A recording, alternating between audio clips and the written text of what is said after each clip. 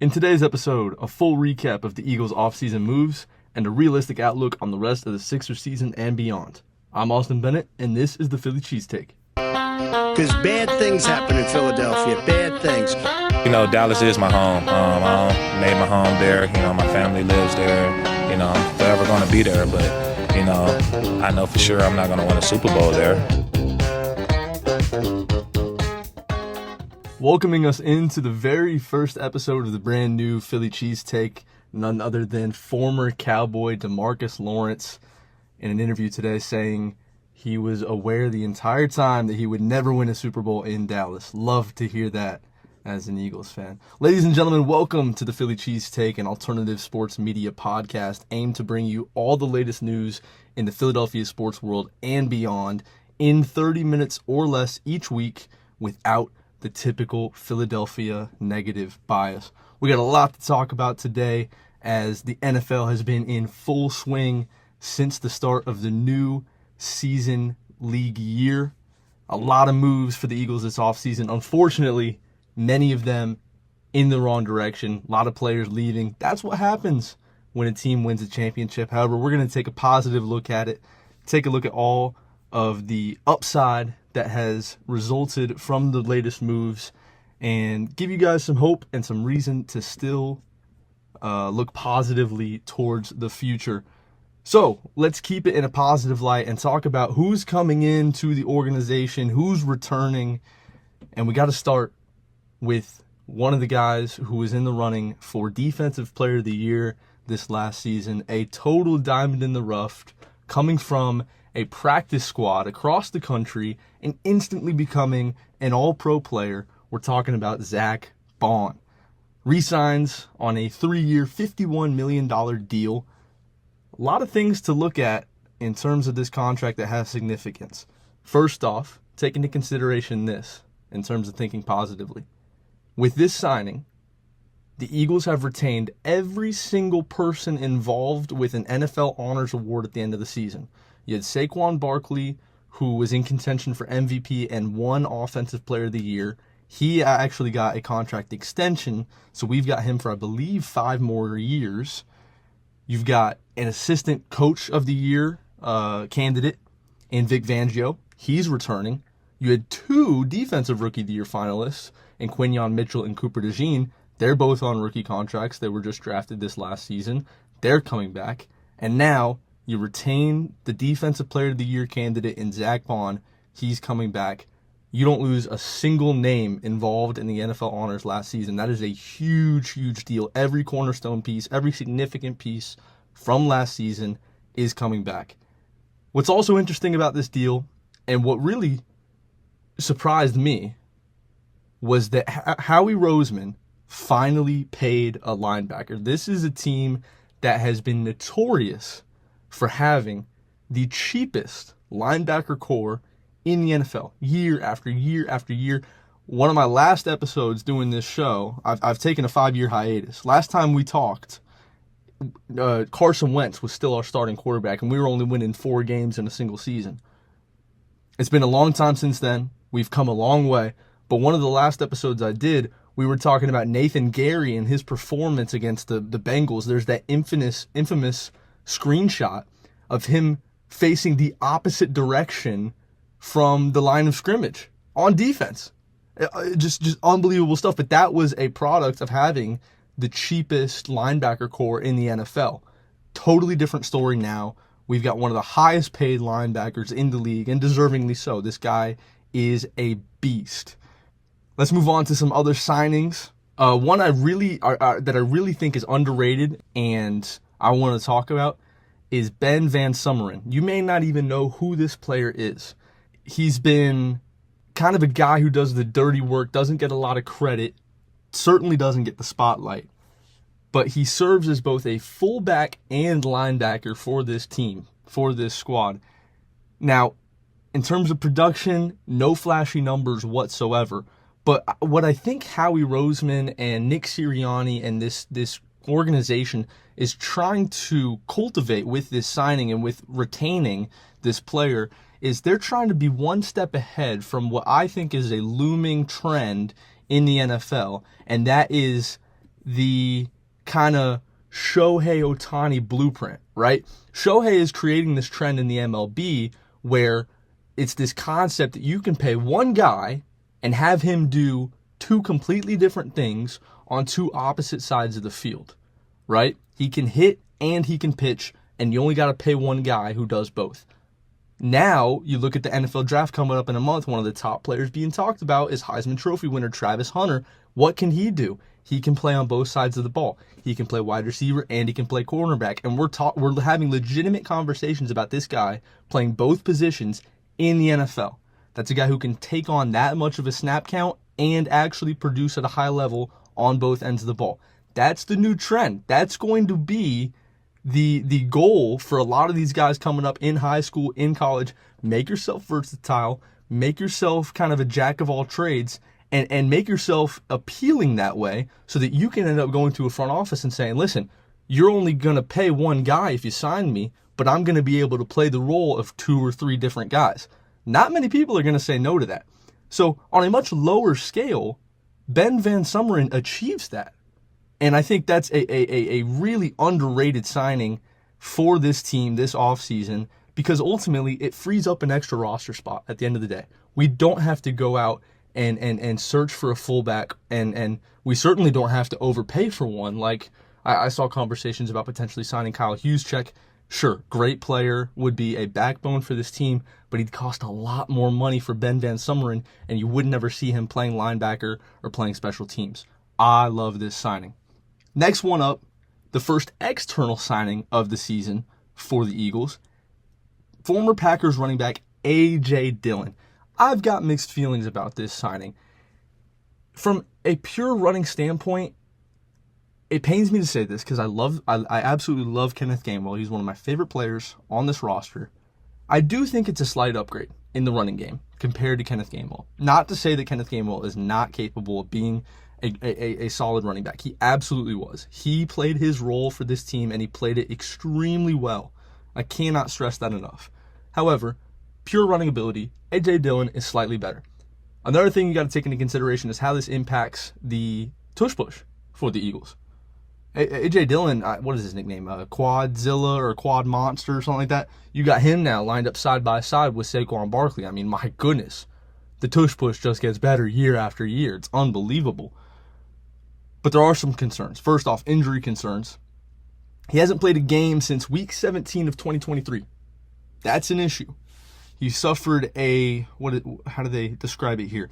Cervical neck stinger in week 17 of 2023.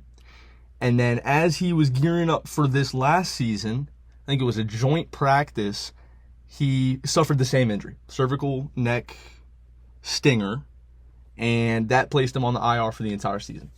So he signed a team-friendly contract with the Packers, and it ended up being unfriendly nonetheless because he didn't even see the field. So that's a concern. Will he even get playing time? I saw a comparison on the internet already because, we talked about it. Philadelphia, negative bias. They were already making comparisons that this guy's the next Rashad Penny. Let's slow down. Let's not be so mean to the guy, for crying out loud. He's a very, very capable football player, and I'm excited about it, but he's got to be able to get on the field. That's my concern. Another thing, Kenneth Gainwell brought levels to this offense that not enough people recognize. He was a weapon in the passing game. He was a great receiving back. I will stand by the fact that last year in that loss against the Falcons, had that been Kenneth Gainwell running that out route, that flat route, to pick up that first down, he would have caught the ball. Saquon dropped it. That was a whole thing for the longest time. Ended up benefiting the Eagles, big picture, because they ended up not getting the 1 seed, had a totally different playoff route, and they won the Super Bowl. However, no doubt, Kenneth Gainwell, fantastic receiving back. You don't get that anymore, and you don't get it nearly as much with A.J. Dillon. Another thing you got to take into consideration, special teams. Kenneth Gainwell played a huge role, and trick plays. Kenneth Gainwell played quarterback at one point in his football career, and was a very capable weapon in terms of those kind of fake tush pushes that Sirianni likes to pull out every once in a while. So it'll be interesting to see how the team adjusts to that. But I'm cautiously excited about this A.J. Dillon signing. Then you got Joshua, forgive me if I mispronounce this, Uche, or Uch, I'm not sure. 1-year contract. We don't know how much money's involved just yet, coming from the Chiefs. Love this signing. I can't stress it enough. Yes, it might be a bit of a player past their prime, but it's going to end up being a team-friendly contract. We don't know how much yet, but it's certainly going to be a team-friendly contract. And this is just another beautiful storyline from the linebacker area. We had Zach Bond this past season. I think we're going to see something similar with Joshua here. Not to say he's about to be an all-pro Defensive Player of the Year candidate, but certainly a capable player. Has had a season high of 11.5 sacks in a single year. And the Philadelphia Inquirer, one of the best media outlets out there for Philadelphia news, huge fan of them. They had an article written by Gabriella Carroll shortly after this signing. Fantastic read. I learned a lot about this guy through that article, and I'm just in love, head over heels with this story. I mean, you couldn't write it up better.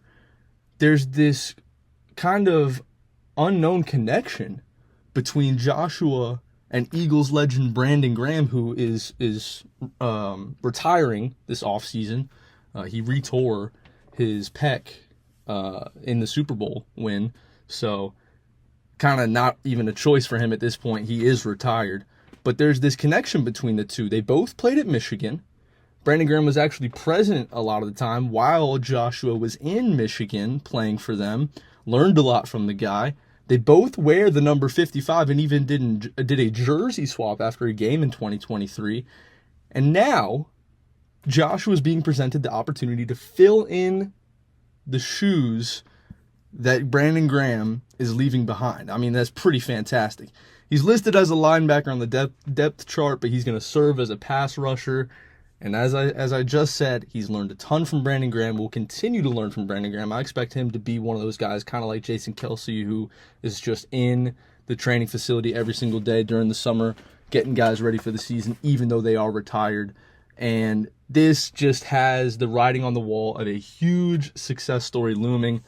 Super excited to see how it plays out. And I love seeing Howie Roseman paying linebackers. This is a great positive trend. Finally, we're going to speed through the last couple of additions for this team. Harrison Bryant, 1 year, $2 million deal, tight end. This comes in light of Dallas Goedert looking for a potential trade opportunity. I'm not going to look into this one too deep. This is just a depth chart move, very low cost. I wouldn't view this as much more than a Jack Stoll or Richard Rodgers addition in the past that we've seen. This guy's capable of providing a little bit here and there. No disrespect to the guy. Won't contribute much more than some scout team reps and maybe a reception or two per game at the most. Adoree Jackson coming over from the Giants on a 1-year deal. We don't know how much is for yet. But I like this signing too. Fills the gap that Darius Slay left, not just in terms of position, but also veteran presence and knowledge of the game. He's 29 years old. He's going to bounce off of Keely Ringo, kind of sharing snaps potentially as they look to replace Darius Slay. Looking at his PFF, top 25% of all corners on PFF. Now take those grades with a grain of salt, absolutely, because those don't do full justice. You know, there's still the eye test and overall production that you got to take into consideration. At the end of the day, he was a corner on the Giants. Did you hear much about the Giants secondary last season? No. So, again, take that with a grain of salt. However, one thing you absolutely definitely can take away from those PFF grades is that he was 9th in run defense of all corners on PFF. And I think a combination of all the different moves over the last couple of years, I think it provides some proof that after that loss to the 49ers in the regular season in 2023, Howie Roseman woke up and said, wow, this open field tackling is atrocious. We got to do something about it moving forward. You bring in guys like Zach Bond, Cooper DeJean, who I think has potentially the best open field tackling in the NFL, and now Adoree Jackson, who has proven himself to be great in open field tackling. Adjustments have been made since that disastrous run in 2023, not just with the coaching staff, but with the players' capabilities as well. Because it wasn't just the 49ers game that was bad. That was the one that exposed it, but the one that was really worst was that wild card round against the Buccaneers. So a lot of adjustments have been made since then. Finally, the last addition, Kenyon Green, in that blockbuster, shocking trade between the Texans and the Eagles that sent C.J. Gardner-Johnson off to Houston. The most positive way I can put this addition is that it gives Jeff Stoutland a fun project during the offseason. That's the kindest way that I can put it. And listen, we've said that about guys in the past, and it has worked like a charm. Mekhi Becton, prime example. Brought him in from the Jets. People had him written off, and now he's playing at Pro Bowl level. This one is going to be a lot harder to salvage, though. This is a bottom 5 guard in the league, according to Pro Football Focus. And I cringed when I heard this, but Adam Schefter said this could be the move that kind of ends up in place of Mekhi Becton, which I'm going to be upset about. If we don't re-sign Mekhi Becton, who has publicly stated he wants to stay in Philadelphia, this is a guy who has just fallen in love with and fully adopted the Philadelphia culture. If we don't retain him, I'm not going to be too happy. We've seen a lot of overreactions over the last few days about guys who have left. That's one where I might overreact. I want to keep Mekhi Becton. I'm okay with working on Kenyon Green too. I'd like to turn him into something absolutely, but I want to keep Mekhi Becton on top of that. And we've got the space to do it. There's not an excuse for it, honestly. So those are the additions for the Eagles heading into next season. As of now, as of this recording, let's talk about the guys who are gone. Josh Sweat off to the Cardinals. Milton Williams is a New England Patriot in a huge contract. C.J. Gardner-Johnson, we mentioned him, traded to the Texans. Darius Slay is a Steeler. Joining him is Kenneth Gainwell. Isaiah Rodgers got paid way more than I expected. He's going to the Vikings. And finally, Oren Burks to the Bengals. Not going to talk about all these guys, but I do want to touch on a few. Milton Williams to the Patriots. Crazy, crazy deal. This ended up being one of the most sought-after defensive players in this free agent pool, coming off of a huge Super Bowl performance in which he had, 2.5 sacks, a forced fumble, a fumble recovery. I mean, he just did it all. Domination. Ended up getting paid 4 years, $26 million per year. Ginormous contract for a very capable player. People were upset that we didn't keep him. Joe Giglio on Sports Radio 94 WIP yelling at some of the callers saying that this is a loss that the Eagles can easily recover from. I do think that's a little bit overstated. Milton Williams is a great player, but I truly do think that we'll be able to recover from this decently. Moro Ojomo is quickly turning out to be a ginormous steal for our Eagles. 7th round draft pick out of Texas, and he's producing on the same level as Jordan Davis.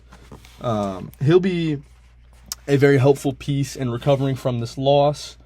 And you got to think big picture here. I know we want to keep Milton Williams. No doubt he's a great player. But you got to think big picture. If he's getting $26 million a year, how much are we going to have to pay Jalen Carter when it comes time for him to be extended? A lot more than that. And that's saying something. So you've got to go ahead and think ahead and set yourself up to be able to do that when that time comes. And that's exactly what Howie Roseman is doing by letting guys like Josh Sweat and Milton Williams walk.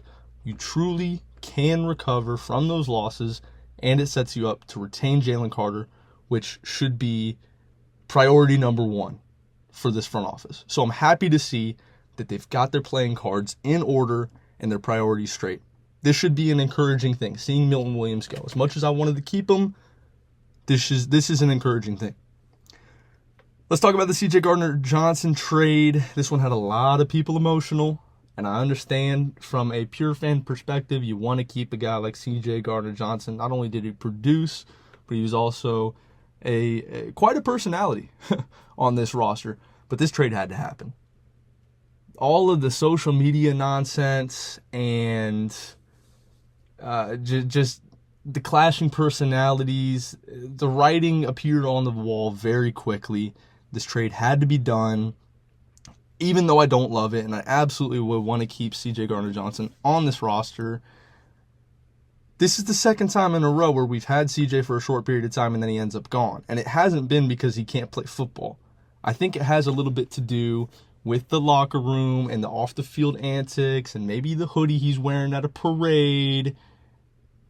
And we got a draft pick out of this trade. All right, it's not the end of the world. We can still turn this into something. Kenyon Green is going to be a project, but look at the Eagles draft capital. We're going to be able to adjust from this. We've got picks 32, 64, 96, 134, 161, 164, 165, and 168 in the upcoming draft a month from now. Let's not panic. We've got plenty of options. One of those options, keep an eye on this, Malachi Starks also plays safety, and guess where he's from? Think about it. Howie Roseman, the Eagles, draft night. What college is a player probably going to be from? Georgia, the University of Georgia. That's exactly where Malachi Starks is from. No, he didn't win a championship this last season, kind of like Jalen Carter did, Nakobe Dean, Jordan Davis, Nolan Smith, all those guys. But he's still got the winning culture. He still has been taught by Kirby Smart, and he very well could end up on this roster through the NFL draft. That's something to look forward to as that time approaches. Isaiah Rodgers ended up with the Vikings. I really wanted to keep him. But you gotta look at priorities again. He's not necessarily a starting corner, and he ended up getting $8 million from the Vikings. I'm okay letting him walk for that kind of a price tag if he's not going to be a starter. That's exactly what happened. Final person I do want to mention is Oren Burks. He ended up going to the Bengals. Don't know what kind of money was involved there, and I wasn't necessarily concerned about keeping the guy, but I do want to give him his flowers. This is a podcast focused on positivity. He did a fantastic job filling in for Nakobe Dean in the playoffs. I was massively concerned, not because I didn't think he was capable. I just didn't know how he'd fit in the schematics and how much opposing offenses were going to pick at him. But man, did he step up in the postseason. You got to give him flowers. He was a huge reason why we ended up winning a Super Bowl. Stepping in for Nakobe Dean, especially in the Super Bowl, I was worried. You go up against a target like Travis Kelce, who is going to be lined up against linebackers like Oren Burks at times. I thought that was just going to be abused by Patrick Mahomes and Andy Reid, but they didn't get the chance to. Partially because of the defensive line and the pressure they were putting on, but also because Oren Burks did his frickin' job. So shout out to you, Oren Burks. Thank you for being a huge part of winning a championship, and I wish you all the best in Cincinnati. Expectations the rest of the way for the Eagles. Obviously, the offseason is nowhere close to done. However, I do think they're done with most free agency moves. I certainly don't expect anything big to happen, and I don't expect many more extensions or reworked contracts. My kind of hot takes, if you will, I think Dallas Goedert is going to end up being a draft night move. I think he'll be involved in some sort of trade. Don't know whether that's going to be the move up or move down, but he's going to be moved on draft night. That's my guess. I already talked about the Eagles going for the secondary in the draft early on. Malachi Starks, huge prospect. That could be a combination there. That could be a situation where the Eagles take the 32nd pick and Dallas Goedert, move up in the first round, grab Malachi Starks, and then also involving Dallas Goedert, should he leave on draft night, I think we see in maybe rounds 2 or 3, Harold Fannin Jr., star tight end out of Bowling Green, end up with the Eagles. I think that one is probably the most obvious Philadelphia Eagles draft pick coming up a month from now. Harold Fannin Jr. If you don't know who that is, he wasn't playing the highest level of college football, being on Bowling Green, but you've probably heard of Tyler Warren, Penn State tight end, broke so many records this season. He'll probably end up going to the Indianapolis Colts with pick 14. That's kind of what everyone's been saying. Harold Fannin Jr., not far from it. Only concern there is blocking as a tight end. He certainly not his strong suit, but definitely something that they could adjust from game plan wise. So those are my expectations the rest of the way for the Eagles. That is the off-season recap. Let's shift. Let's talk about the not-so-happy side of Philadelphia as of lately, the Philadelphia 76ers. I know it's not necessarily a conversation we want to have, but we've got to have it. They're struggling in so many more ways than just on the court in results. Injuries have been plagued. Front office is a mess, and they can't get a win to save their lives. It's been a disastrous season, and if you ask me, They've been doomed ever since Jared McCain went down. I've watched one Sixers basketball game since Jared McCain got hurt, and that was Christmas Day against the Celtics. That was actually a fantastic game. We were able to pull off a win, and Embiid came back. I think he got hurt like the next day, unfortunately, but we're able to steal a win from the Celtics. That's the last time I've watched this team. There's just no appeal. There's no appeal. You don't have Embiid. You don't have Maxey. You don't have McCain. Why should I watch? It's not that I'm a fair weather fan, but at the end of the day, I don't really want to watch Jared Butler start for this team. Can you blame me? I'm glad that Embiid is getting legitimate rest for the first time in his entire career. I mean, he's played one playoff season healthy. And he's been, 8 times? So for him to finally be able to get the rest that he needs, not necessarily deserves, we can have that argument if you'd like, but he needs this.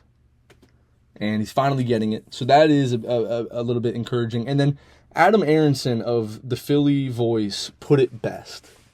His article title was something along the lines of, Sixers fans are back in their comfort zone with tanking. I couldn't agree more. I finally feel comfortable with this team because we're doing all that I knew for like 4 years, and that is lose and go for draft picks. I'm comfortable with that. It's a very strange dynamic, but it's the reality of the situation.